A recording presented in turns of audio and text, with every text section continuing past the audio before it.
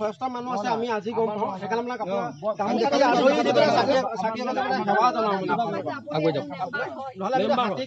হৰাই দিলো আমাক দিলো একো নহ'ল আপোনালোককে গামোচা দি পিনে চাকি গছ দিওঁ যাতে হাতী নাহে বুলি সেইকাৰণে কাম এটা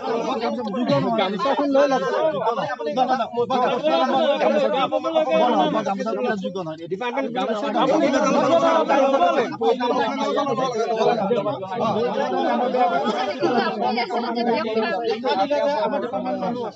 ঘৰ ভাঙি যায় আজি 7-8টা দিন পাৰ হ'ল ফৰেষ্ট ডিপাৰ্টমেণ্টৰ চেহেৰা দেখি নাপালোঁ কিন্তু পৰাপক্ষত পাৰিলে আপোনালোকে সদায় মানে ধৰি লওক আপোনাৰ ৰক্ষণাবেক্ষণ দিব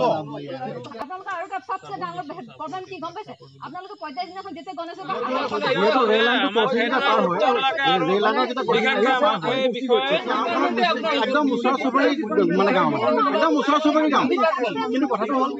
আজি 7-8টা দিনে হওক আমাৰ তিতাবৰ লেটেকু গাঁও আপোনাৰ বন্য শাস্তি জীৱনৰ পৰা ওলাই আহি আজি বহুত মানে হাতীয়ে বহুত নষ্ট কৰি আছে ঘৰ ভাঙি আছে বা ভল ভাঙি আছে স্কুটি ভাঙি আছে তেনেকুৱা বহুত আজি আপোনাৰ সন্ধিয়া প্ৰায় 10টামান বজাত মানে ৰাতি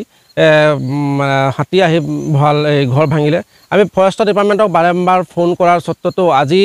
আজি বুলি নহয় 7টা দিন উকলি গ'ল হাতী আহি অপদস্থ চলাই আছে ফোন কৰাৰ স্বত্বতো একো ফোন এটা ৰিচিভ নকৰে একো ৰেছপণ্ড নকৰে আৰু ইয়াৰ পৰা প্ৰায় ইয়াত 500 মিটাৰ ভিতৰত পৰিব ফৰেষ্ট ডিপাৰ্টমেণ্টৰ যোনটো অফিচ আছে তেখেতসকলে আজিলৈকে এটা উপস্থিত নহ'ল যে ফৰেষ্ট ডিপাৰ্টমেণ্ট হাতীৰ লগত জড়িত থকা ডিপাৰ্টমেণ্ট হয় নে নহয় বৰ লজ্জাজনক বিষয় বন্য শাস্তিৰ লগত যে তেখেতে মানুহৰ লগত সংঘাত সৃষ্টি হয় তেখেতলোকে যে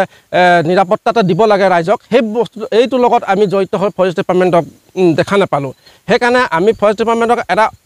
আজি ইহঁতক জনালোঁ যে চাকিয়ে গছ দি ফুলাম গামোচাৰে দি ইহঁতক আদৰি জনালোঁ যে ডিপাৰ্টমেণ্টটো হাতী ডিপাৰ্টমেণ্টৰ লগত আপোনালোকতো জড়িত হয় বুলি আৰু ভগৱানে ইহঁতক আমি এটা আশা কৰিলে ইহঁতক শক্তি প্ৰদান কৰক চকু দৃষ্টি গোচৰ হওক যে হাতী আহিলে সংঘাত আহিলে যে ডিপাৰ্টমেণ্টটো এটা লছৰ গাত লৰিব লাগে এটা ঘৰ ভাঙিছে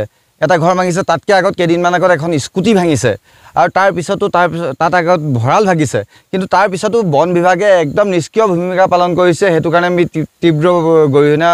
প্ৰকাশ কৰিছোঁ আৰু লগতে এটা কথা স্পষ্ট ক'বলৈ খুজিছোঁ যে এই বন বিভাগটো আছে কিহৰ কাৰণে বন বিভাগৰ লোকক আমি শৰাই পাণ দিবলগীয়া এটা কাৰণে হৈছে যে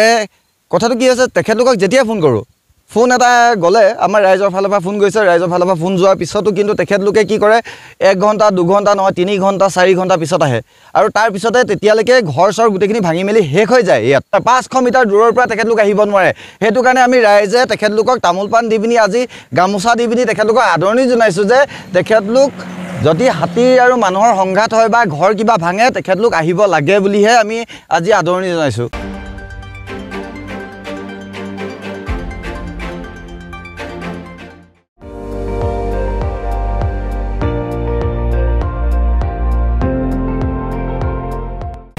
আপুনি চাই আছে ND24